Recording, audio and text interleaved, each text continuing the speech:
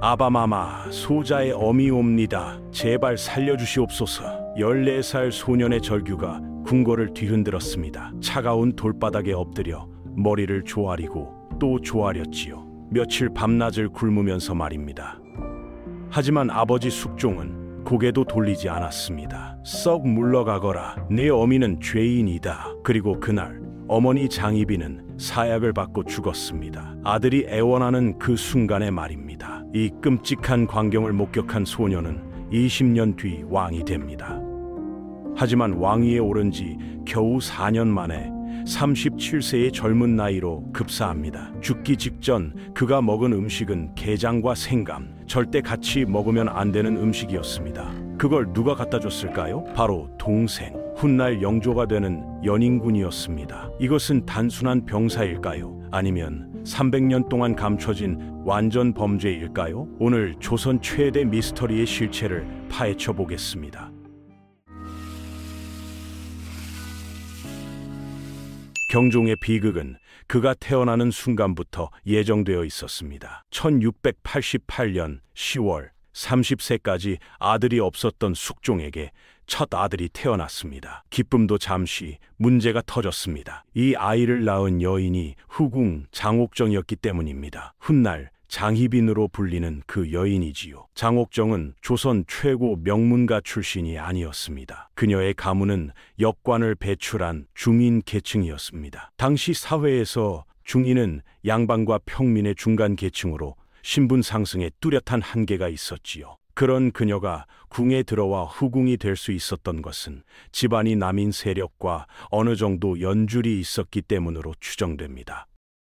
하지만 그녀가 가진 가장 큰 무기는 바로 그녀 자신의 매력이었습니다. 역사 기록은 그녀를 참으로 아름다웠다고 묘사합니다. 빼어난 미모와 총명함을 겸비한 장옥정은 곧 숙종의 눈에 띄었고 그의 마음을 단숨에 사로잡았습니다. 하지만 왕의 총애를 받는 길은 순탄치 않았습니다. 당시 궁궐의 가장 큰 어른이었던 명성왕후 김씨는 아들이 장옥정에게 빠져드는 것을 극도로 경계했습니다. 명성왕후는 서인 세력의 든든한 후원자였고 남인과 연관이 있는 장옥정을 정치적인 위협으로 간주했습니다. 그녀는 결국 장옥정을 궁 밖으로 내쫓아버립니다. 숙종이라 할지라도 살아있는 어머니의 명을 거역할 수는 없었지요. 장옥정에게는 인생 최대의 위기였습니다. 그러나 운명은 그녀의 편이었습니다. 몇 년 후 그녀를 미워했던 명성왕후가 세상을 떠납니다. 어머니의 그늘에서 벗어난 숙종은 한시도 잊지 못했던 장옥정을 다시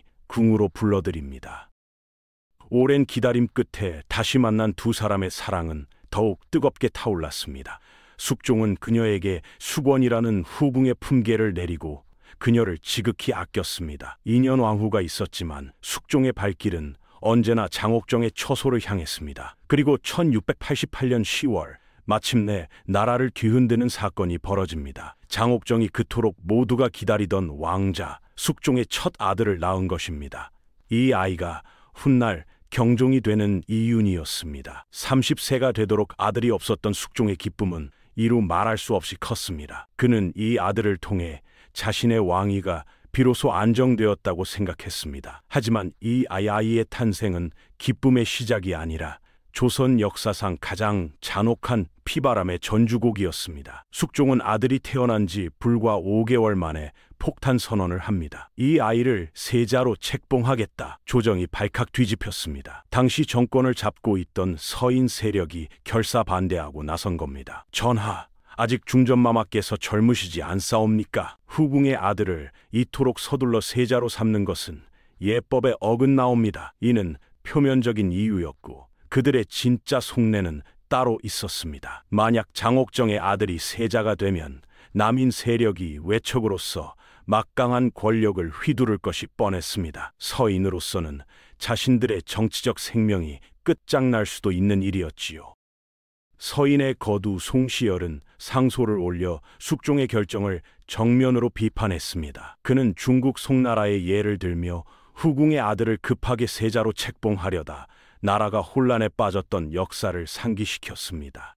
이는 신하로서 할 수 있는 가장 강도 높은 간언이었지만 안 그래도 서인 세력의 강성함을 못마땅하게 여기고 있던 숙종의 분노에 기름을 붓는 격이었습니다. 결국 숙종의 분노가 폭발했습니다. 1689년 그는 자신을 반대한 서인 세력을 모조리 파직시키고 유배를 보내는 대대적인 숙청을 단행합니다. 송시열은 제주도로 유배되었다가 결국 사약을 받고 죽음을 맞이했으며 수많은 서인 관료들이 목숨을 잃거나 쫓겨났습니다. 이 피비린내 나는 사건이 바로 기사환국입니다. 기사환국으로 서인 세력은 괴멸적인 타격을 입었고 그 빈자리는 장옥정을 지지하던 남인 세력이 차지했습니다. 권력의 판이 완전히 뒤집힌 것입니다. 그리고 숙종은 여기서 멈추지 않았습니다. 그는 서인의 정치적 기반이었던 인현왕후를 아무런 잘못이 없음에도 불구하고 왕비의 자리에서 폐위시켜 서궁으로 내쫓아버립니다. 그리고 마침내 자신의 사랑하는 여인 장옥정을 새로운 국모 조선의 왕비로 책봉합니다. 장옥정은 마침내 조선에서 가장 높은 여인의 자리에 올랐고 그녀의 아들 이유는 명실상부한 왕세자가 되었습니다. 하지만 이 모든 영광은 수많은 사람들의 피와 눈물 위에 세워진 것이었습니다. 겨우 1살이었던 이유는 알지 못했지만 그의 탄생과 세자 책봉은 조선을 거대한 피바람 속으로 몰아넣었습니다. 그의 삶은 시작부터 비극의 씨앗을 품고 있었습니다. 어머니의 욕망이 이룬 승리는 훗날 자신에게 닥쳐올 끔찍한 저주였던 것입니다. 어머니가 중전의 자리에 오르면서 어린 세자 이윤의 지위는 반석 위에 오른 듯 보였습니다. 그는 아버지 숙종의 지극한 사랑을 받으며 자라났습니다. 숙종은 총명한 아들을 대견스러워했고 직접 그를 가르치며 세자 교육에 공을 들였습니다. 하지만 화려한 궁궐 생활 이면에는 짙은 불안의 그림자가 드리워져 있었습니다. 세자 이유는 유난히 몸이 약했습니다. 어릴 적부터 잔병치레가 잦았고 체구도 왜소했습니다. 어머니 장씨를 왕비로 만들기 위해 벌어진 기사환국의 피비린내 나는 광경을 직접 보지는 못했겠지만 궁궐 내에 흐르는 팽팽한 긴장감과 적대적인 분위기는 어린 세자의 예민한 감수성을 끊임없이 짓눌렀을 것입니다. 자신과 어머니 때문에 수많은 사람들이 죽거나 쫓겨났다는 사실은 알게 모르게 그의 마음에 무거운 짐이 되었을 수 있습니다. 게다가 상황은 또다시 급변하기 시작했습니다.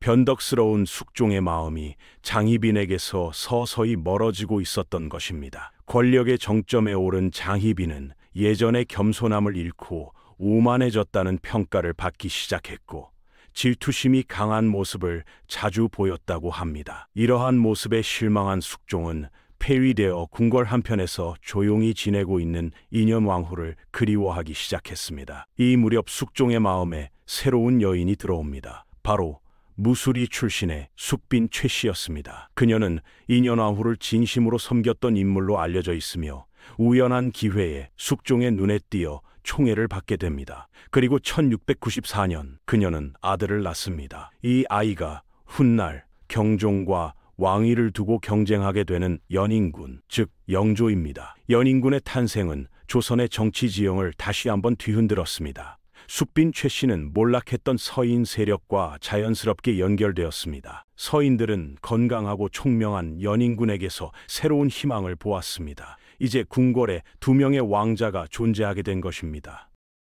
한 명은 중전의 아들이자 공식적인 세자인 이윤, 다른 한 명은 후궁의 아들이지만 건강하고 총명하며 서인들의 지지를 받는 연인군. 이러한 상황은 숙종에게 또 다른 정치적 카드를 쥐어주었습니다. 1694년 숙종은 또다시 판을 뒤집습니다. 그는 장희빈을 왕비로 세운 것을 후회한다는 뜻을 내비치며 남인 세력을 몰아내고 서인 세력을 다시 불러들입니다. 이를 갑술환국이라고 합니다. 이와 함께 폐위되었던 인현왕후가 다시 왕비로 복위되고 왕비였던 장희빈은 다시 후궁 희빈으로 강등되는 치욕을 겪게 됩니다. 하루아침에 어머니가 왕비에서 후궁으로 내려앉는 모습을 지켜본 세자 이윤의 심정은 어떠했을까요? 당시 그의 나이는 겨우 7살이었습니다. 자신의 지위가 얼마나 불안정한 것인지를 뼈저리게 느꼈을 것입니다. 그의 동생 연인군은 아버지 숙종의 사랑을 듬뿍 받으며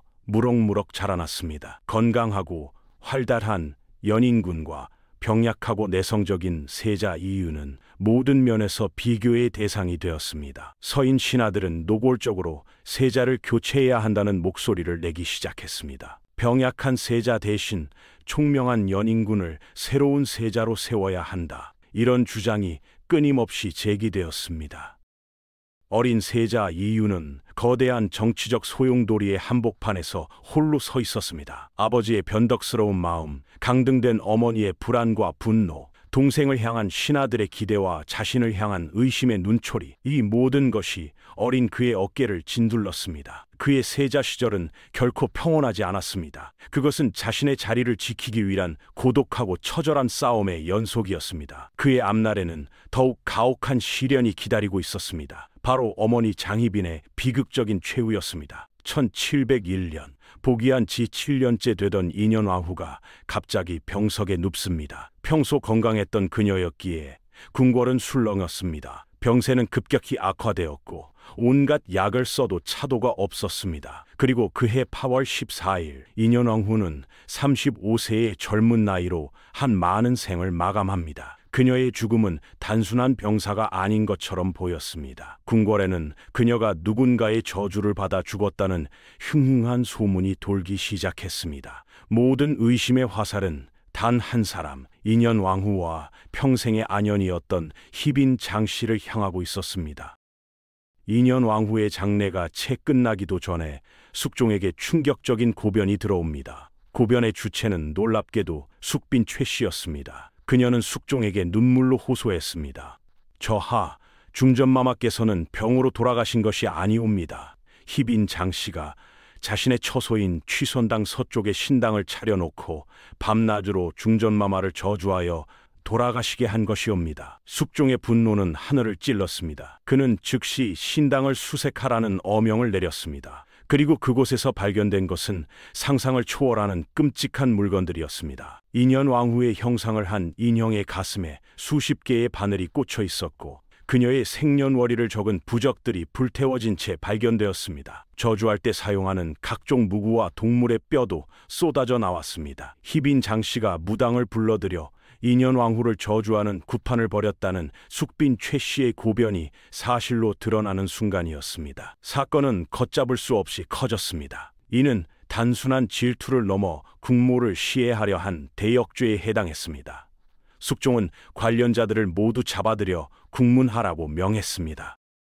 희빈 장씨의 오빠인 장희재와 그녀를 따르던 궁녀, 무당들이 줄줄이 끌려와 모진 고문을 받았습니다. 고문 끝에 그들은 모든 죄를 자백했습니다. 희빈 마마의 명을 받아 중전마마를 저주하였나이다. 또한 세자께서 병에 걸리시면 그것 또한 중전마마의 소행이라 소문내어 모함하려 하였나이다. 자백 내용 중에는 더욱 충격적인 사실도 있었습니다. 그들은 인현왕후뿐만 아니라 숙빈 최씨와 그녀의 아들 연인군 또한 저주의 대상으로 삼았다는 것입니다. 심지어 나라에 변고가 생기면 세자와 연인군 둘 중 하나는 반드시 죽을 것이다 라는 무서운 예언까지 했다는 사실이 밝혀졌습니다. 이 끔찍한 사건을 무고의 옥사라고 합니다. 무고란 무술과 저주로 사람을 해치는 것을 의미합니다. 이 사건은 희빈 장씨와 남인 세력에게는 회생 불가능한 치명타였습니다. 숙종은 한때 자신이 그토록 사랑했던 여인의 추악한 민낯의 치를 떨며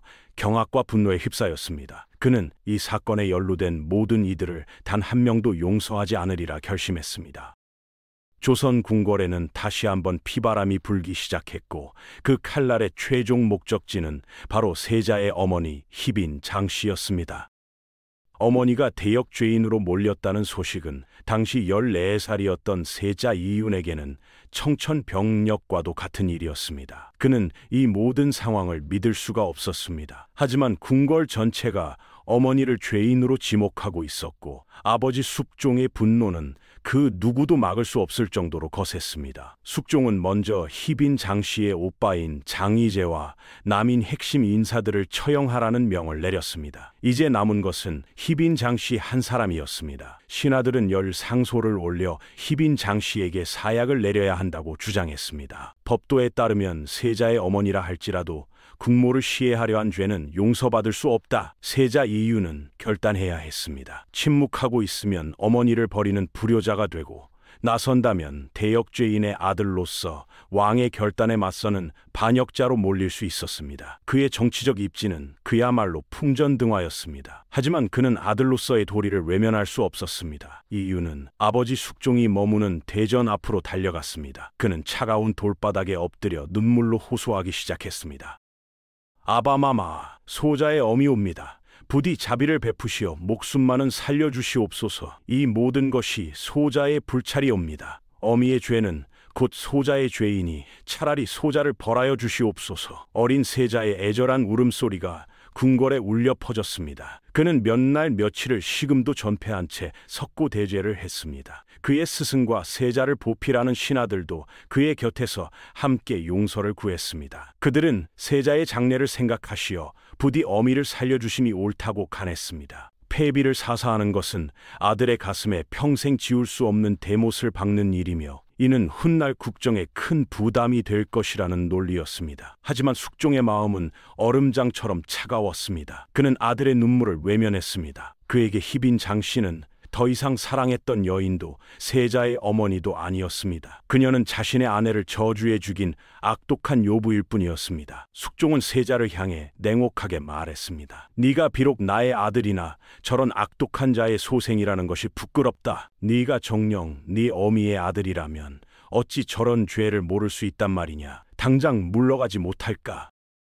숙종의 분노는 오히려 세자를 향했습니다. 아들이 죄인인 어미를 감싸는 모습은 숙종에게는 모자가 한통속이라는 의심을 불러일으키기에 충분했습니다. 세자의 구명운동은 오히려 역효과를 낳았습니다. 숙종은 더욱 단호해졌고 마침내 돌이킬 수 없는 결정을 내립니다. 1701년 10월 10일 숙종은 희빈 장씨에게 자진하라는, 즉 사약을 받으라는 비만기를 내립니다. 아버지의 최종 결단 앞에 어린 세자는 절망했습니다. 자신의 모든 노력이 허사로 돌아갔고 오히려 아버지의 분노만 키웠다는 사실에 그는 무너져 내렸습니다.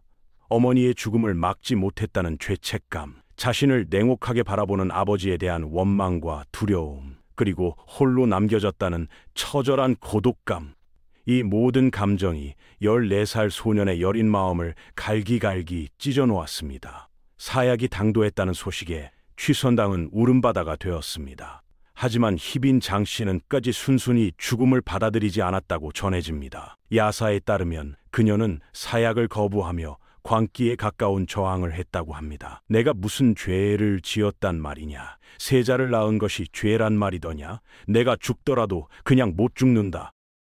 그녀는 마지막으로 아들인 세자를 보고 싶다고 외쳤습니다. 그녀의 처절한 외침은 숙종에게도 전해졌습니다. 숙종은 잠시 고민했지만 결국 모자의 마지막 만남을 허락하지 않았습니다. 대신 그는 세자를 자신의 곁으로 불렀습니다. 그리고 아들이 보는 앞에서 내관에게 명하여 희빈 장씨에게 강제로 사약을 먹이라는 끔찍한 명령을 내렸다고 합니다. 또한 민간에 전해지는 더욱 끔찍한 이야기도 있습니다. 마지막 순간 억지로 끌려온 세자 앞에서 희빈 장씨가 내 아들이 왕이 된들 무슨 소용인가. 너 때문에 내가 죽는다고 울부짖으며 세자의 하체를 세게 걷어찼고 그 충격으로 경종이 평생 후사를 보지 못하는 몸이 되었다는 설입니다. 물론 이는 정사에 기록된 내용은 아니며 경종과 영조시대에 퍼진 악의적인 소문일 가능성이 높습니다. 하지만 이러한 소문이 만들어지고 널리 퍼졌다는 사실 자체가 당시 사람들이 이 모자의 비극을 얼마나 충격적으로 받아들였는지를 보여줍니다. 정사 기록에 따르면 희빈 장씨는 결국 군부도사에 의해 강제로 사약을 마시고 43세의 나이로 파란만장한 생을 마감합니다. 한때 궁녀에서 왕비의 자리까지 올랐던 여인, 조선 최고의 요보이자 악녀로 기록된 여인의 최후는 그렇게 비참했습니다.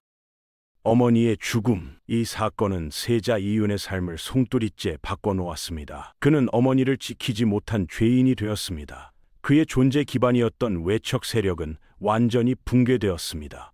무엇보다 그의 마음속에는 영원히 치유될 수 없는 깊은 상처와 트라우마가 새겨졌습니다. 아버지가 어머니를 죽였다는 끔찍한 사실, 그리고 그 과정에서 자신이 아무것도 할 수 없었다는 무력감은 평생 그를 괴롭혔습니다. 숙종은 희빈 장씨를 죽인 후 매우 의미심장한 법을 하나 만듭니다. 앞으로는 후궁이 왕비가 되는 것을 금한다. 이는 희빈 장씨와 같은 사례가 다시는 반복되어서는 안 된다는 의지의 표명이었습니다. 하지만 이 법은 동시에 세자 이윤에게 또 다른 족쇄를 채운 것이나 다름없었습니다. 그의 어머니는 나라의 법으로까지 지정된 죄인이었고 그는 그 죄인의 아들이라는 사실이 공식적으로 낙인 찍힌 셈이었습니다. 이제 그는 대역죄인의 아들이라는 주홍글씨를 가슴에 품고 언제 자신에게 칼날이 닥칠지 모르는 불안감 속에서 하루하루를 버텨내야 했습니다. 그의 앞길은 한치 앞을 내다볼 수 없는 짙은 안개 속이었습니다. 어머니 희빈 장씨가 사약을 받고 세상을 떠난 후 세자 이윤의 삶은 송두리째 변했습니다. 궁궐은 더 이상 그의 집이 아니었습니다. 그것은 눈에 보이지 않는 감옥이자 매 순간 그의 숨통을 조여오는 거대한 위협이었습니다. 아버지 숙종은 아들을 볼 때마다 죽은 희빈 장씨를 떠올리는 듯했습니다. 아들에 대한 연민과 죄책감이 없지는 않았겠지만 그보다 더 큰 것은 대역죄인의 아들이라는 불신과 경계심이었습니다. 숙종은 세자를 대하는 태도에서 극과 극을 오갔습니다. 어떤 날은 지극히 살갑게 대하며 학문의 진도를 묻다가도 어떤 날은 사소한 실수 하나에 불같이 화를 내며 내 어미를 닮아 그렇다고 질책했습니다. 이러한 예측 불가능한 아버지의 태도는 어린 세자의 정신을 끊임없이 갉아먹었습니다. 그는 아버지 앞에서 언제나 죄인처럼 고개를 숙여야 했고 자신의 감정을 드러내는 것은 상상조차 할 수 없었습니다. 정치적으로도 그는 완벽한 고립무원이었습니다. 어머니의 죽음과 함께 그를 지지하던 남인 세력은 완전히 괴멸되었습니다. 조정은 갑술환국으로 재집권한 서인이 장악하고 있었습니다. 그런데 이 서인 세력은 시간이 흐르면서 두 갈래로 나뉘게 됩니다. 희빈 장씨의 처벌과 세자 교체 문제에 대해 강경하니 보였던 세력을 노론이라 불렸고 비교적 온건한 입장을 취했던 세력을 소론이라 불렀습니다.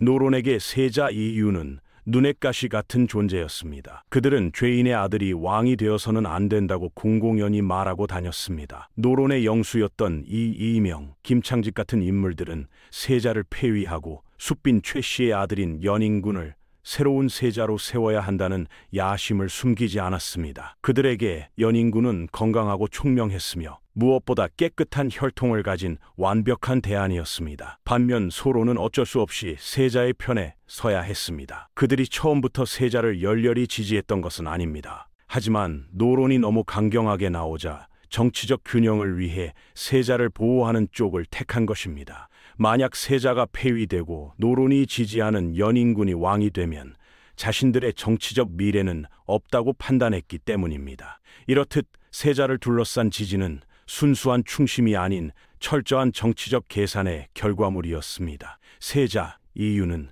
자신을 지켜주는 세력조차 온전히 믿을 수 없는 외로운 처지였습니다. 그의 건강은 날이 갈수록 악화되었습니다. 어머니의 죽음이 남긴 충격은 간질과 유사한 발작 증세로 나타났다고 기록되어 있습니다. 극심한 스트레스를 받거나 충격을 받으면 갑자기 정신을 잃고 쓰러지는 일이 잦았다고 합니다. 또한 만성적인 소화불량과 무기력증에 시달렸습니다. 그의 병약함은 노론에게는 세자를 공격하는 더없이 좋은 명분이 되었습니다. 저렇게 병약한 분이 어찌 나라를 다스릴 수 있겠는가라는 비난이 쏟아졌습니다. 세자 이윤은 자신의 의지와는 상관없이 죄인의 아들이자 병약한 세자라는 두 개의 굴레에 갇혀 하루하루를 버텨내고 있었습니다. 궁궐에는 두 명의 왕자가 자라고 있었습니다. 한 명은 세자 이윤, 다른 한 명은 그의 이복 동생인 연인군 이금이었습니다. 이 두 사람의 존재는 마치 빛과 그림자처럼 극명한 대조를 이루었습니다. 세자 이윤은 내성적이고 병약했으며 어머니의 비극적인 죽음이라는 어두운 과거를 짊어지고 있었습니다. 그는 사람들 앞에 나서는 것을 즐기지 않았고 늘 불안과 우울감에 휩싸여 있었습니다. 그의 주변에는 그를 동정하거나 혹은 이용하려는 소론 신하들만이 있었을 뿐 진심으로 마음을 터놓을 상대는 거의 없었습니다. 반면 연인군은 세자와 정반대였습니다. 그는 어려서부터 몸이 건강하고 활달했으며 학문에서도 뛰어난 재능을 보였습니다. 특히 글씨를 잘 써서 아버지 숙종의 총애를 독차지했지요. 숙종은 연인군이 쓴 글씨를 보고 감탄하며 진실로 기특하다. 세자는 이를 본받아야 할 것이다. 라고 공공연히 칭찬하곤 했습니다. 이는 세자에게는 견디기 힘든 모욕과도 같은 말이었습니다. 아버지는 동생을 칭찬하기 위해 자신을 끌어내리고 있었습니다. 연인군의 어머니 숙빈 최 씨는 비록 무술이 출신이었지만 인현왕후를 끝까지 섬겼던 은의가 있는 여인으로 알려져 노론의 절대적인 지지를 받았습니다. 연인군은 그야말로 떠오르는 태양이었습니다. 그의 주변에는 언제나 그를 칭송하고 따르는 노론의 핵심 인물들이 구름처럼 몰려들었습니다. 그들은 연인군에게 제왕의 학문을 가르치고 그의 일거수일투족을 칭찬하며 차기 왕으로서의 이미지를 만들어 나갔습니다. 세자 이유는 이런 동생을 어떤 눈으로 바라보았을까요? 정사는 그의 속마음이 자세히 기록되어 있지 않습니다. 하지만 우리는 충분히 짐작할 수 있습니다. 동생은 단순한 가족이 아니었습니다. 그는 자신의 자리를 위협하는 가장 강력한 정적이었습니다. 동생의 존재 자체가 자신의 불안을 증폭시키는 원인이었습니다. 질투와 두려움, 그리고 어쩌면 약간의 원망까지 뒤섞인 복잡한 감정으로 동생을 바라보지 않았을까요? 숙종은 이 아슬아슬한 형제 관계를 교묘하게 이용했습니다. 그 자는 완전히 내치지는 않으면서도 연인군을 가까이 두고 총애함으로써 신하들을 시험하고 세력을 견제했습니다. 1704년 숙종은 연인군을 혼인시켜 사가로 내보내면서도 궁궐 가까이에 집을 마련해 주어 수시로 불러들였습니다. 이는 세자에게는 끊임없는 압박이었습니다. 언제든 아버지가 마음만 먹으면 자신을 버리고 동생을 택할 수 있다는 무언의 경고였기 때문입니다. 이 복잡한 구도에 또 한 명의 중요한 인물이 등장합니다. 바로 숙종의 두 번째 계비인 인현왕후 김씨입니다. 인현왕후가 죽고 숙종은 새로운 왕비를 맞이했습니다. 인현왕후는 소생이 없었기에 법적으로 세자 이윤과 연인군 두 사람 모두의 어머니가 되었습니다.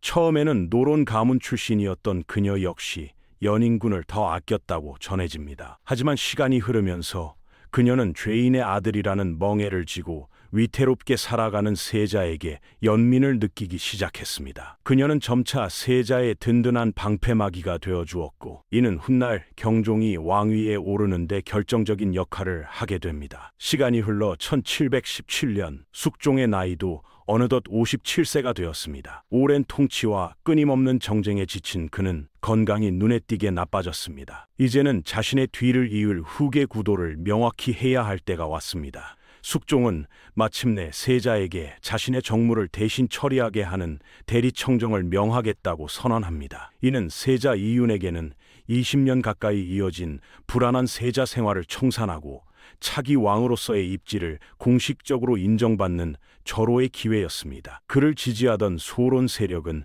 열렬히 환영했습니다. 세자 저하께서 국정을 익히시는 것은 지극히 당연한 순리이옵니다. 하지만 노론 세력은 결사적으로 반대하고 나섰습니다. 그들의 반대 명분은 여전히 세자의 병약함이었습니다. 노론의 영수 이이명은 상소를 올려 이렇게 주장했습니다. 세자 저하께서는 오랫동안 병환을 앓고 계시어 심신이 쇠약하시옵니다. 이런 상태로 무거운 국정을 맡기시는 것은 오히려 저하의 옥체를 더욱 상하게 할 뿐이옵니다. 통촉하여 주시옵소서. 이는 표면적인 이유일 뿐 그들의 진짜 속셈은 대리청정을 빌미로 세자의 무능함을 만천하에 드러내고 이를 근거로 폐위시킨 뒤 연인군을 세우려는 것이었습니다. 대리청정 문제는 순식간에 조선 조정을 둘로 갈라놓는 거대한 정쟁으로 번졌습니다. 노론과 소론은 한치의 양보도 없이 격렬하게 맞섰습니다. 이때 아무도 예상하지 못했던 일이 벌어집니다. 숙종이 갑자기 노론의 손을 들어준 것입니다. 그는 세자 과연 정사를 감당할 수 있을지 의심스럽다며 대리청정 명령을 거두어 버렸습니다. 세자와 소론 세력에게는 하늘이 무너지는 듯한 순간이었습니다. 이제 정말로 폐위는 시간 문제처럼 보였습니다. 그런데 바로 그날 밤 숙종은 노론의 영수 이이명을 아무도 모르게 자신의 침전으로 불러들입니다.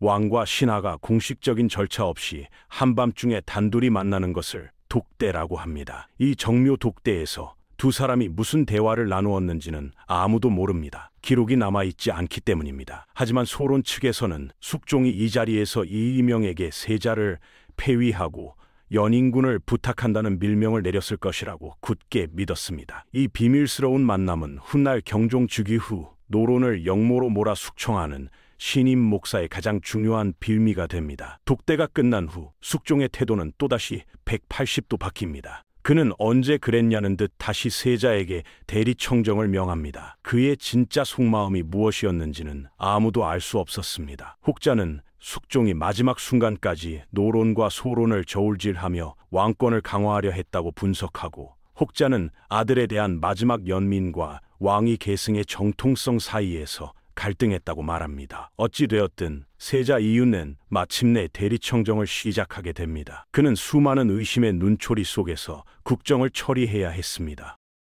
노론 신하들은 사사건건 그의 결정에 트집을 잡았고 그의 일거수일투족을 감시했습니다. 극심한 스트레스 속에서도 그는 3년 동안 큰 과오 없이 대리청정의 임무를 수행해냈습니다. 비록 병약했지만 그에게도 군주로서의 자질이 있었음을 증명해 보인 것입니다. 이 3년의 시간은 그가 왕위에 오르기 전 치러야 했던 마지막이자 가장 혹독한 시험이었습니다. 1720년 6월 조선을 46년간 철권으로 통치했던 군주 숙종이 마침내 눈을 감습니다. 그의 나이 60세였습니다. 그의 치세는 강력한 왕권과 눈부신 문화적 성과를 이룬 시기였지만 동시에 끊임없는 환국과 피비린내 나는 숙청으로 얼룩진 격동의 시대였습니다. 아버지의 죽음은 세자 이윤에게 복잡한 감정을 안겨주었습니다. 자신을 평생 억눌렀던 거대한 그림자가 사라졌다는 해방감, 어머니를 죽게 만든 아버지에 대한 원망, 그럼에도 불구하고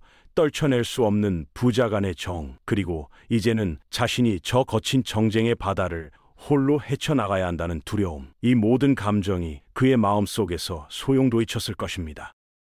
숙종의 임종 자리에는 왕비였던 인원왕후와 세자 그리고 연인군이 함께했습니다. 숙종은 마지막 순간 인원왕후에게 세자와 연인군의 우애를 부탁하며 신하들에게는 세자를 잘 보필하여 태평성대를 열어달라는 유언을 남겼다고 전해집니다. 마지막 순간에는 결국 정통성을 인정한 것입니다. 마침내 기나긴 기다림과 고통의 세월이 끝났습니다. 어머니가 죽은 지 20년, 세자로 책봉된 지 30년 만이었습니다. 대역죄인의 아들, 병약한 세자라 손가락질 받던 이유는 조선의 20대 왕 경종으로 즉위하게 됩니다. 그의 나이 33세였습니다. 하지만 그의 앞날은 결코 밝지 않았습니다. 숙종이라는 거대한 방패막이는 사라졌고 이제 그는 자신을 죽이려 했던 노론 세력과 얼굴을 마주해야 했습니다. 동생 연인군은 여전히 노론의 강력한 지지를 받으며 왕위를 호시탐탐 노리고 있었습니다. 그가 물려받은 조선은 아버지가 남긴 상처와 갈등으로 가득한 시한폭탄과도 같은 나라였습니다. 모두가 숨을 죽이고 지켜보는 가운데 비극의 왕 경종의 시대가 막을 올리고 있었습니다. 1720년 경복궁 근정전의 옥좌에 마침내 새로운 주인이 앉았습니다. 30년의 세월을 죄인의 아들로 숨죽여 살아야 했던 세자 이윤. 이제 그는 조선의 20대 국왕 경종이었습니다. 즉위식에 참석한 백관들은 새로운 왕의 탄생에 머리를 조아렸지만 그들의 충성 맹세 이면에는 칼날 같은 경계심과 계산이 번뜩이고 있었습니다. 특히 조정을 장악하고 있던 노론 세력에게 경종의 즉위는 축하해야 할 경사가 아니라 어떻게든 관리하고 통제해야 할 위기 상황의 시작이었습니다. 경종이 물려받은 왕권은 속빈 강정이나 다름없었습니다. 영의정 김창집, 좌의정 이건명, 노론의 실질적인 영수였던 민진원과 이이명 등 조정의 최고 위직은 모두 숙종 말년에 자신을 폐위시키려 했던 노론의 핵심 인물들이 차지하고 있었습니다. 그들은 왕의 스승이요 원로 대신이라는 이름 아래 사실상 새로운 왕의 감시자 역할을 자처했습니다. 경종이 내리는 명령령 하나, 짓는 표정 하나까지 그들의 날카로운 시선을 벗어날 수 없었습니다. 반면 세자 시절 그나마 경종의 방패막이가 되어주었던 소론 세력은 수적으로나 정치적으로나 절대적인 열세에 놓여 있었습니다. 그들은 경종의 즉위를 기회 삼아 전국의 주도권을 가져오려 했지만 거대한 노론의 벽 앞에서 번번이 좌절했습니다. 이런 상황에서 왕이 된 경종이 할 수 있는 일은 많지 않았습니다. 그는 즉위초 노론과 소론을 아우르는 탕평의 의지를 내비치기도 했습니다. 아버지 숙종이 남긴 극심한 당쟁의 폐해를 치유하고 싶었을 것입니다. 하지만 그의 이런 순진한 기대는 거대한 권력 앞에 힘없이 짓밟혔습니다. 무엇보다 경종 자신의 건강이 가장 큰 문제였습니다. 오랜 세자 시절 겪었던 극심한 스트레스와 마음의 병은 그의 육체를 완전히 잠식한 상태였습니다. 그는 즉위 직후부터 여러 차례 병석에 누워 정사를 제대로 돌보지 못했습니다. 기록에 따르면 그는 늘 기력이 없고 얼굴은 창백했으며 식사도 제대로 하지 못했다고 합니다. 신하들과 국정을 논하는 경연 자리에서도 자주 피로를 호소하며 자리를 피하기 일쑤였습니다. 왕이 이처럼 병약한 모습을 보이자 노론의 움직임은 더욱 대담해졌습니다. 그들은 왕의 건강을 염려한다는 명분을 내세워 사실상 국정의 모든 실권을 장악해 나갔습니다. 경종은 허수아비 왕이나 다름없었습니다. 그는 수많은 상소와 보고서에 둘러싸여 있었지만 그중 어느 것이 진실이고 어느 것이 자신을 기만하는 것인지 판단할 기력조차 없었습니다. 30년을 기다려 오른 왕의 자리였지만 그곳은 영광의 자리가 아니라 고독과 무력감만이 존재하는 섬이었습니다. 노론은 이 힘없는 군주를 자신들의 입맛대로 길들이기 위한 다음 단계를 준비하고 있었습니다. 그리고 그 칼날은 경종의 가장 아픈 곳을 향하고 있었습니다. 왕조 국가에서 국왕의 가장 중요한 임무 중 하나는 대를 이을 후사, 즉 아들을 낳는 것이었습니다. 하지만 경종은 2명의 왕비를 맞이했음에도 불구하고 즉위할 때까지 슬하의 자식이 한 명도 없었습니다. 그의 병약함을 고려할 때 앞으로도 후사를 보기 어려울 것이라는 비관 전망이 팽배했습니다. 노론은 바로 이 점을 파고들었습니다. 경종이 즉위한 지 불과 1년째 되던 1721년 노론의 4대신 김창집, 이이명, 이건명, 조태채는 입을 모아 경종에게 충격적인 제안을 합니다. 옥체가 미령하시고 국본이 아직 정해지지 않아 온 백성의 근심이 크옵니다. 하루빨리 총명하신 아우님 연인군을 왕세제로 책봉하시어 종묘사직을 안정시키고 민심을 수습하소서. 왕세제란 왕의 아들이 아닌 왕의 동생을 다음 왕위 계승자로 정하는 것을 의미합니다. 조선 역사상 유례를 찾기 힘든 파격적인 주장이었습니다. 이제 즉위한 지 1년밖에 안 된 젊은 왕에게 대놓고 당신은 아들을 낳지 못할 것이니 동생에게 왕위를 물려줄 준비를 하라고 말하는 것과 다름없는 지극히 무례하고 왕권을 능멸하는 처사였습니다. 소론 신하들은 격렬하게 반발했습니다. 영의정이자 소론의 영수였던 조태구는 눈물로 호소했습니다. 전하, 아직 춘추가 한창이신 전하께 어찌 이런 망발을 올릴 수 있사옵니까? 이는 종묘사직에 대한 불충이요 전하에 대한 기만이옵니다. 통촉하여 주시옵소서. 그들에게 노론의 주장은 왕을 겁박하여 연인군을 앞세워 권력을 찬탈하려는 영모의 시작으로 보였습니다. 조정은 순식간에 두 동강이 났습니다. 노론은 국가의 안위를 위한 충정이라고 주장했고 소론은 왕권을 능멸하는 역심이라고 맞섰습니다. 경종은 이 거대한 압박의 한복판에서 홀로 결단을 내려야 했습니다. 그의 마음은 지옥과 같았을 것입니다. 노론의 요구를 받아들이는 것은 스스로 왕으로서의 능력이 없음을 인정하는 굴욕적인 일이었습니다. 하지만 거부한다면 조정의 파워를 장악한 노론이 어떤 짓을 벌일지 몰랐습니다. 그들은 왕의 불통을 명분 삼아 자신을 강제로 폐위시키고 연인군을 왕으로 추대하는 쿠데타를 일으킬지도 모르는 일이었습니다. 경종의 고민은 깊어졌습니다. 이때 그의 결심에 영향을 미친 인물이 있었으니 바로 그의 법적 어머니인 대비 인원 왕후였습니다. 노론 가문 출신이었던 그녀는 처음에는 왕세제 책봉에 긍정적인 듯 보였습니다. 하지만 소론의 끈질긴 설득과 아들처럼 여긴 경종의 고통스러운 모습을 보며 마음을 바꾸었습니다. 그녀는 아직 주상의 나이가 젊은데 세제 책봉을 논하는 것은 너무 이르다며 경종의 편에 서주었습니다. 하지만 노론의 압박은 집요했습니다. 그들은 연일 상소를 올리고 국문 앞에 엎드려 통곡하며 왕을 압박했습니다. 심지어 만약 우리의 충정을 받아주시지 않는다면 모두 관직을 버리고 낙향하겠다며 집단 사직 시위까지 벌였습니다. 사실상 왕을 상대로 파업을 선언한 것입니다. 결국 경종은 무너졌습니다. 그는 더 이상 버틸 힘이 없었습니다. 그는 마침내 노론의 요구를 받아들여 동생 연인군을 왕세제로 책봉한다는 교지를 내립니다. 1721년 8월, 이로써 연인군은 공식적인 차기 왕위 계승자가 되었습니다. 노론에게는 완벽한 승리였고 소론에게는 통한의 패배였습니다. 경종은 자신의 손으로 자신의 권위를 무너뜨리고 정적의 날개를 달아준 셈이 되었습니다. 하지만 노론의 욕심은 여기서 끝나지 않았습니다. 그들은 한 걸음 더 나아가 경종의 숨통을 완전히 끊어놓으려 했습니다.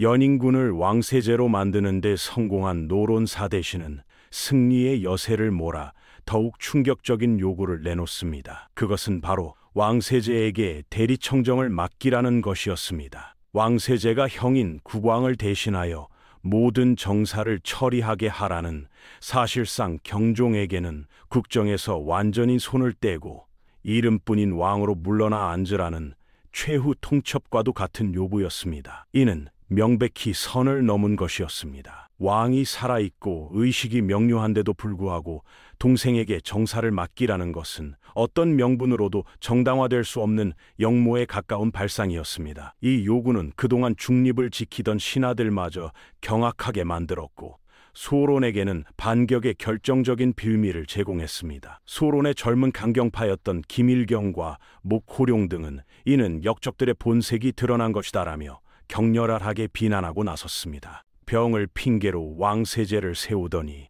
이제는 대리청정까지 요구하는 저들의 속셈은 왕을 허수아비로 만들고 나라를 제 손에 넣으려는 것이 아니고 무엇인가. 이는 명백한 역모이니 노론 사대신을 당장 국문하여 그 죄를 물어야 하옵니다. 조정은 그야말로 일촉즉발의 위기 상황으로 치달았습니다. 이번에는 경종도 더 이상 물러서지 않았습니다. 굴욕을 감수하고 왕세제 책봉까지는 허락했지만 살아있는 왕에게 대리청정을 요구하는 것은 자신을 임금으로 인정하지 않겠다는 뜻과 같았습니다. 마침내 그의 내면에 잠자고 있던 분노가 폭발했습니다. 그는 소론의 주장에 힘을 실어주며 노론의 대리청정 요구를 단호하게 거부했습니다. 상황이 불리하게 돌아가자 노론은 한 발 물러서는 듯 보였습니다. 하지만 이미 엎질러진 물이었습니다. 그들의 과도한 욕심은 소론에게 노론 역적이라는 공격의 명분을 쥐어주었고 경종의 마음속에 있던 노론에 대한 불신과 분노의 불씨를 지폈습니다. 이때부터 전국의 주도권은 서서히 소론으로 넘어가기 시작했습니다. 경종은 자신을 지지해주는 소론의 젊은 신하들을 신뢰하기 시작했고 그들을 중심으로 국정을 운영하려는 의지를 보이기 시작했습니다. 억눌려 있던 복수의 시간이 다가오고 있었습니다. 1722년 경종 2년 전국의 거대한 회오리를 몰고 올 한 장의 고변서가 승정원에 접수됩니다. 고변의 주인공은 소론의 강경파였던 목호룡이었습니다. 그는 상급수를 동원하여 경종을 시해하려는 역모가 진행 중이라고 폭로했습니다. 그리고 그 역모의 배후로 노론의 핵심 인물들, 특히 이이명의 아들인 이인좌와 숙종의 외척이었던 김성절 등을 지목했습니다. 목호룡의 고변 내용은 매우 구체적이고 충격적이었습니다. 그들에 따르면 노론 세력은 세 가지 방법으로 경종을 시해하려 했다는 겁니다. 첫째는 궁궐담을 넘어 자객을 침투시키는 것. 둘째는 폐출된 궁인을 매수하여 음식에 독을 타는 것. 셋째는 왕의 행차길에 칼을 든 자객을 숨겨두는 것이었습니다. 또한 이들은 경종 시해에 성공하면 왕세제인 연인군을 새로운 왕으로 추대할 계획이었다고 주장했습니다. 이 고변은 조선 조정을 발칵 뒤집어 놓았습니다. 진위 여부를 떠나 왕시해의 음모라는 혐의 그 자체만으로도 관련자들을 모두 죽음으로 몰고 갈 수 있는 엄청난 사건이었습니다. 소론은 이를 노론 세력을 일망타진할 절호의 기회로 삼았습니다. 그들은 목호룡의 고변을 근거로 관련자들을 모두 잡아들여 국문해야 한다고 주장했습니다. 경종은 이 보고를 받고 어떤 생각을 했을까요? 평생을 노론의 위협 속에서 살아왔던 그에게 목호룡의 고변은 그저 터무니없는 이야기로만 들리지 않았을 것입니다. 오히려 올 것이 왔구나라고 생각했을지도 모릅니다. 그는 즉시 침국을 열어 영모의 진상을 밝히겠다고 선언했습니다. 국문장은 순식간에 피비린내 나는 아수라장으로 변했습니다. 끌려온 노론 관련자들은 모진 고문 끝에 영모 사실을 자백하기 시작했습니다. 물론 고문에 의한 허위 자백이었을 가능성이 높지만 한번 터져나온 자백은 꼬리에 꼬리를 물고 더 많은 사람들을 엮어 넣었습니다. 영모의 범인은 처음에 지목되었던 몇몇 인물들을 넘어 노론 4대 신에게까지 확대되었습니다. 왕세제 책봉과 대리청정을 주장했던 그들의 행위 자체가 바로 영모의 증거라는 논리가 힘을 얻기 시작했습니다.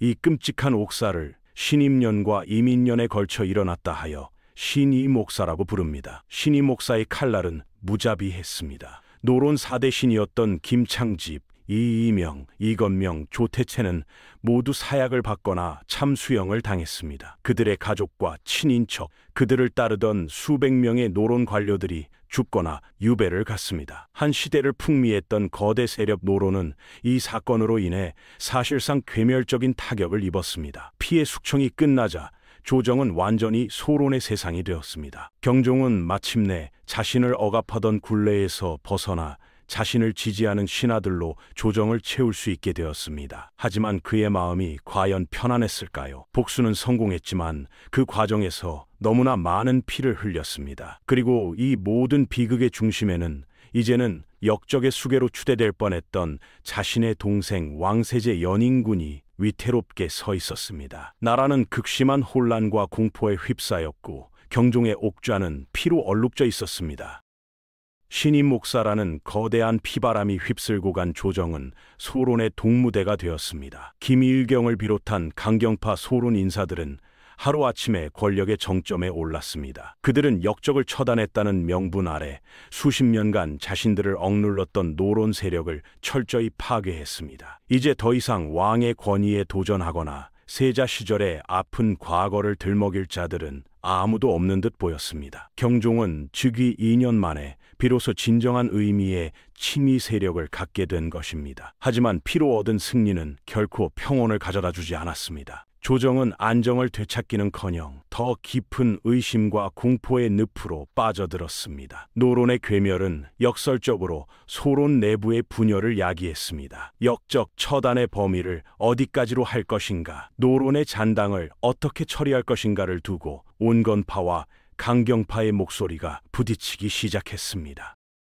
강경파는 역적의 뿌리를 완전히 뽑아야 한다며 더욱 가혹한 숙청을 주장했고, 이는 살아남은 노론계 인사들과 그 가족들에게는 끝없는 공포의 시간이었습니다. 경종 역시 마음 편할 날이 없었습니다. 그는 자신의 손으로 수많은 사람을 죽음으로 내몰았습니다. 그것이 비록 자신을 지키기 위한 어쩔 수 없는 선택이었다고는 하지만 그 참혹한 과정은 그의 여린 심성을 더욱 병들게 했습니다. 그는 밤마다 악몽에 시달렸으며 사람을 만나는 것조차 극도로 꺼리게 되었다고 전해집니다. 그의 건강은 눈에 띄게 악화되었고 정사는 대부분 그를 등에 업고 권력을 잡은 소론 신하들의 손에 의해 처리되었습니다. 그는 노론이라는 거대한 감옥에서 탈출했지만 이제는 소론이라는 새로운 울타리 안에 갇힌 신세가 된 것일지도 몰랐습니다. 그리고 이 피비린내 나는 정치판의 한가운데 조선에서 가장 위험한 인물이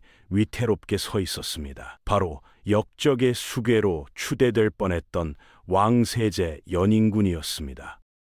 신임 목사는 연인군에게는 사형 선고나 다름없었습니다. 비록 그가 영모에 직접 가담했다는 증거는 없었지만 노론이 그를 왕으로 추대하려 했다는 사실만으로도 그는 살아있는 것 자체가 죄가 되는 존재였습니다. 소론 강경파에게 연인군은 반드시 제거해야 할 정적이자 노론 잔당이 재기를 꿈꿀 수 있는 유일한 희망의 불씨였습니다. 그를 향한 공격은 집요하고 잔인했습니다. 소론 신하들은 하루가 멀다 하고 상소를 올려 왕세제를 폐위하고 사사해야 한다고 주장했습니다. 역적들이 받들려 했던 임금을 어찌 국본의 자리에 둘 수 있사옵니까? 이는 화근을 남겨두는 것이니 종묘 사직을 위해 결단을 내리소서. 심지어 일부 과격한 유생들은 연인군이 궁궐을 드나들며 대비와 내통하여 또 다른 영모를 꾸미고 있다는 식의 유언비어를 퍼뜨리기도 했습니다. 연인군의 삶은 그야말로 살얼음판이었습니다. 그는 언제 자객에게 칼에 쓰러질지,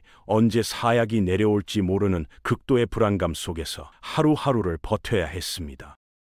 그는 궁궐 출입을 삼가고 자신의 사가에 칩거하며 몸을 낮췄습니다. 외부와의 모든 접촉을 끊고 병을 핑계로 두문불출하며 오직 살아남기 위해 발버둥쳤습니다. 실록에는 그가 이 시기에 너무나 큰 스트레스로 인해 음식을 제대로 넘기지 못하고 밤에 잠을 이루지 못했으며 종종 통곡을 했다는 기록이 남아 있습니다. 그를 죽음의 문턱에서 구해준 것은 아이러니하게도 형인 경종과 법적 어머니인 대비 인원왕후였습니다. 경종은 동생에 대해 복잡한 감정을 가지고 있었습니다. 연인군은 분명 자신의 자리를 위협했던 정적의 구심점이었습니다. 하지만 동시에 하나뿐인 혈육이기도 했습니다. 경종은 소론에 거듭되는 폐위 요구에도 불구하고 끝까지 윤허하지 않았습니다. 세제에게는 죄가 없다. 과인이 부덕하여 벌어진 일이니 다시는 세제를 흔들지 말라. 이는 왕으로서의 단호한 명령이자 어쩌면 동생을 향한 마지막 연민이었을지도 모릅니다. 대비 인원왕후 역시 연인군을 필사적으로 보호했습니다.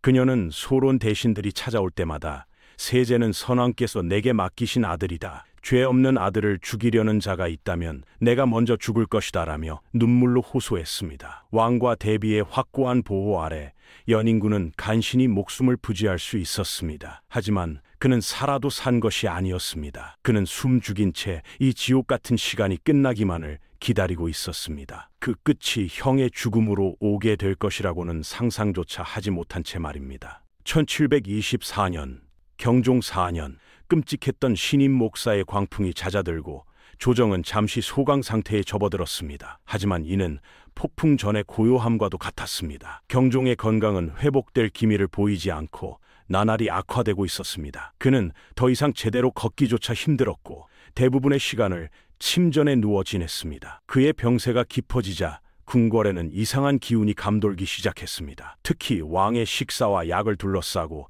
미묘한 신경전이 벌어졌습니다.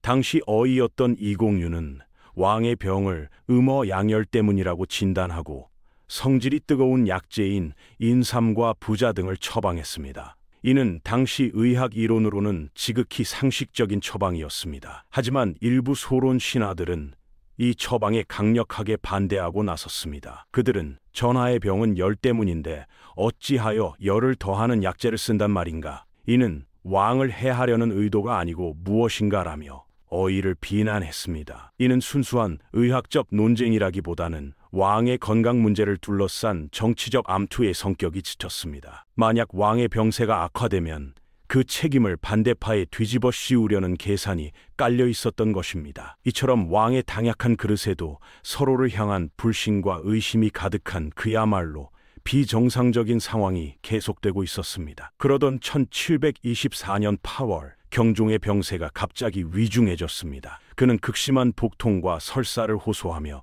혼수 상태에 빠지기를 반복했습니다. 온 궁궐이 발칵 뒤집혔고 백방으로 약을 써도 아무런 차도가 없었습니다.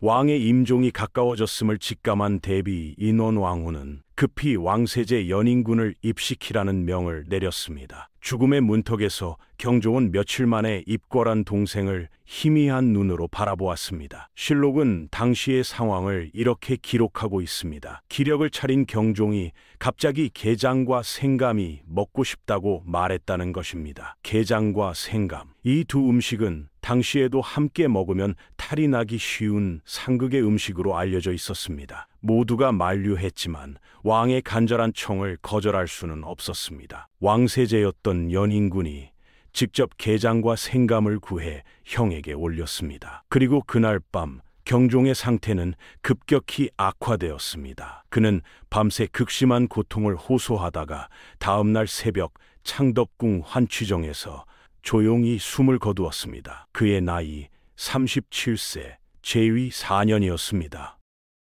조선 20대 왕 경종의 갑작스러운 죽음, 공식적인 사인은 지병의 악화로 인한 병사였습니다. 하지만 그의 죽음은 발표된 직후부터 거대한 의혹에 휩싸였습니다. 그리고 그 의혹의 중심에는 단 한 사람, 경종의 죽음으로써 가장 큰 이득을 본 인물, 바로 새로운 왕이 된 연인군 영조가 있었습니다. 소론 세력에게 경종의 죽음은 하늘이 무너지는 재앙이었고, 영조의 즉위는 결코 받아들일 수 없는 현실이었습니다. 그들은 영조가 형을 독살하고 왕위를 찬탈했다고 주장했습니다. 그들의 주장은 크게 두 가지 근거에 기반하고 있었습니다. 첫째는 게장과 생감이었습니다. 상극인 음식을, 그것도 어이가 아닌 왕세제가 직접 구해다 바쳤다는 사실 자체가 의심스럽다는 것이었습니다. 비록 왕이 원했다고는 하지만 동생으로서 형의 건강에 해로운 음식을 적극적으로 말리지 않고 오히려 가져다 준 것은 살해 의도가 있었던 것이 아니냐는 주장이었습니다. 둘째는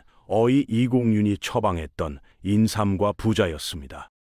소론은 이 약재가 경종의 열을 더욱 심하게 만들어 죽음에 이르게 했다고 주장했습니다. 그리고 이공윤이 사실은 노론과 내통하여 의도적으로 잘못된 처방을 내린 것이라고 의심했습니다. 영조가 즉위한 후 이공윤을 처벌하지 않고 오히려 두둔하는 듯한 태도를 보인 것도 이러한 의심을 증폭시켰습니다. 이것이 바로 300년 가까이 이어져 온 경종 독살설의 핵심입니다. 영조는 평생 이 독살설의 굴레에서 벗어나지 못했습니다. 그는 재위 기간 내내 자신은 결코 형을 죽이지 않았다고 항변해야 했고, 이 문제로 인해 수많은 정치적 반란과 위기를 겪어야 했습니다. 물론 반론도 만만치 않습니다. 영조를 옹호하는 측에서는 경종이 원래 위중한 상태였으며 게장과 생감은 그의 죽음에 결정적인 영향을 미치지 않았다고 주장합니다. 또한 당시 왕세제였던 연인군이 모든 신하와 대비가 지켜보는 앞에서 형을 독살한다는 것은 현실적으로 불가능에 가깝다는 것입니다. 진실은 무엇일까요? 과연 경종은 지병으로 세상을 떠난 비운의 왕이었을까요? 아니면 정적의 손에 의해 희생된 암살당한 군주였을까요? 이 질문에 대한 명확한 답은 아마 영원히 찾을 수 없을 것입니다. 그의 죽음은 조선 역사상 가장 깊고 어두운 미스터리로 남아 오늘날까지도 수많은 사람들의 상상력을 자극하고 있습니다. 확실한 것은 단 하나입니다. 장희빈의 아들로 태어나 평생을 고통 속에서 살았던 한 남자의 비극이 그의 죽음과 함께 완성되었다는 사실뿐입니다. 1724년 8월 경종의 차가운 시신 앞에서 조선의 21대 국왕이 즉위했습니다. 바로 그의 동생 연인군 이금 영조였습니다. 옥좌에 오른 영조의 얼굴에는 기쁨의 빛이 없었습니다. 궁궐의 공기는 축하의 열기가 아닌 차가운 슬픔과 칼날 같은 의심으로 가득 차 있었습니다. 형의 갑작스러운 죽음, 그리고 그 죽음의 가장 큰 수혜자가 된 자신, 영조는 왕이 되는 순간 평생 짊어지고 가야 할 무거운 멍에를 함께 짊어지게 되었습니다. 바로 형을 죽인 왕이라는 주홍글씨였습니다. 소론 세력에게 영조의 즉위는 악몽 그 자체였습니다. 불과 2년 전 그들은 경종을 등에 업고 정적인 노론을 괴멸시켰습니다. 하지만 이제 그들의 왕은 사라졌고 역적의 수괴로 몰렸던 노론의 희망이 바로 눈앞에서 용상에 앉아 있었습니다. 그들은 이 현실을 받아들일 수 없었습니다. 그들의 분노와 절망은 곧바로 하나의 거대한 의혹으로 응집되었습니다. 왕이 독살당했다. 경종 독살설은 걷잡을 수 없는 불길처럼 번져나갔습니다. 게장과 생감, 인삼과 부자, 경종의 마지막 며칠간의 행적 하나하나가 영조의 살해 음모를 뒷받침하는 증거로 둔갑했습니다. 소론에게 이 의혹은 단순한 슬픔의 표현이 아니었습니다. 그것은 자신들의 정치적 생존을 위한 마지막 무기이자 새로운 왕의 정통성을 근본부터 뒤흔들 수 있는 가장 강력한 공격 수단이었습니다. 왕이 된 영조의 첫 번째 과제는 이 끔찍한 의혹을 잠재우고 혼란에 빠진 나라를 안정시키는 것이었습니다. 그는 자신을 옥죄는 의심의 눈초리 속에서 국정을 시작해야 했습니다. 그는 즉위하자마자 탕평의 기치를 내걸었습니다. 노론이든 소론이든 한쪽에 치우치지 않고 인재를 고르게 등용하여 지긋지긋한 당쟁을 끝내겠다는 선언이었습니다. 이는 아버지 숙종의 황국 정치와 형 경종 시대의 피해 숙청을 모두 겪으며 당쟁의 폐해를 뼈저리게 느꼈던 그의 진심 어린 다짐이었을 것입니다. 그는 신임 목사로 희생된 노론 인사들의 억울함을 풀어주면서도 소론 세력을 완전히 내치지는 않는 아슬아슬한 줄타기를 시작했습니다. 자신을 죽이려 했던 소론 강경파 핵심 인물들을 처벌하기는 했지만 그 칼날이 소론 전체로 향하는 것은 극도로 경계했습니다. 어떻게든 갈라진 조정을 하나로 봉합하고 싶었을 것입니다. 하지만 한번 터져나온 상처는 쉽게 아물지 않았습니다. 소론에게 영조의 탕평책은 교활한 정치적 술수로 비쳤습니다. 그들은 영조가 노론의 복수를 위해 그리고 자신의 죄를 덮기 위해 거짓 화해의 손길을 내미는 것이라 믿었습니다. 죽은 경종의 망령은 살아있는 영조의 발목을 붙잡고 놓아주지 않았습니다. 영조의 시대는 축복 속에서 시작된 것이 아니라 형의 무덤 위에서 위태롭게 첫발을 내디딘 것이었습니다. 그리고 그 위태로운 기반은 오래지 않아 나라 전체를 뒤흔드는 거대한 반란의 불씨가 됩니다. 영조가 즉위한 지 4년째 되던 1728년 조선은 건국 이래 최악의 내란 중 하나를 맞이하게 됩니다. 바로 이인좌의 난 또는 무신난이라 불리는 대규모 반란이었습니다. 이 반란은 경종 독살설이 단순한 정치적 공방을 넘어 얼마나 파괴적인 힘을 가질 수 있는지를 똑똑히 보여준 사건이었습니다. 반란의 주동자는 이인좌를 비롯한 소론의 강경파 잔당과 숙종시대 몰락했던 남인의 일부 세력이었습니다. 그들은 군사를 일으키며 자신들의 거병이 죽은 경종의 원수를 갚고 왕위를 찬탈한 역적 영조를 몰아내기 위한 의로운 싸움이라고 선언했습니다. 그들은 경문을 뿌려 영조가 형을 독살했다는 의혹을 기정사실화했고 이에 분노한 백성들과 억울하게 몰락했던 세력들이 반란군에 속속 합류했습니다. 반란의 기세는 무서웠습니다. 그들은 밀풍군 이탄이라는 왕족을 새로운 왕으로 추대하며 정통성까지 내세웠습니다. 반란군은 순식간에 충청도 청주성을 함락시키고 경기도 안성과 죽산까지 진격해왔습니다. 한양이 바로 코앞이었습니다. 조정은 충격과 공포에 휩싸였습니다. 신하들은 우왕좌왕했고 일부는 도망갈 준비를 하기도 했습니다. 이 절체절명의 위기 속에서 영조는 군주로서의 비범한 면모를 보여줍니다. 그는 신하들 뒤에 숨지 않았습니다. 그는 직접 군복을 입고 창덕궁 도나문 앞에 나아가 도성과 백성을 지키기 위해 모인 군사들을 마주했습니다. 그는 눈물을 흘리며 외쳤습니다. 과인이 부덕하여 이런 변란을 맞았으니 모든 것이 나의 죄다. 하지만 저 역도들은 죽은 형님의 이름을 팔아 나라를 어지럽히고 있다. 경들은 나와 함께 종묘사직을 지키고 저 흉악한 역도들을 물리쳐달라. 왕이 직접 목숨을 걸고 전장에 나서겠다는 의지를 보이자 혼란스럽던 군심은 하나로 뭉쳤습니다. 영조는 신속하게 토벌군을 편성하여 반란군을 진압하게 했고 결국 반란은 한 달 만에 진압되었습니다. 주동자 이인좌는 사로잡혀 참수당했고 반란에 가담했던 수많은 사람들이 역적으로 몰려 죽음을 맞이했습니다. 무신난은 진압되었지만 영조의 마음속에는 평생 지워지지 않을 깊은 상처를 남겼습니다. 죽은 형의 이름이 자신을 죽이려는 칼이 되어 돌아온 끔찍한 경험. 그는 독살설이라는 망령이 언제든 자신과 이 나라를 집어삼킬 수 있는 괴물이라는 사실을 뼈저리게 깨달았습니다. 이 사건 이후 영조는 더욱더 탕평책에 집착하게 됩니다. 한쪽 당파가 강해지면 언제든 자신을 부정하고 반란을 일으킬 수 있다는 공포가 그의 뇌리에 각인되었기 때문입니다. 그는 평생을 자신의 정통성을 증명하기 위해 싸워야 했습니다. 경종의 죽음은 영조라는 위대한 군주의 시대가 시작되는 서막이었지만 동시에 그 시대를 평생 속박한 저주이기도 했습니다. 역사는 종종 승자의 기록이라고 불립니다. 52년이라는 조선 최장기 재위 기록을 세우며 영정조 시대라는 르네상스를 열었던 영조. 그 빛나는 업적 아래 그의 형 경종은 그저 병약하고 무능했던 왕 혹은 영조 시대의 개막을 위한 비극적 재물 정도로만 기억되곤 합니다.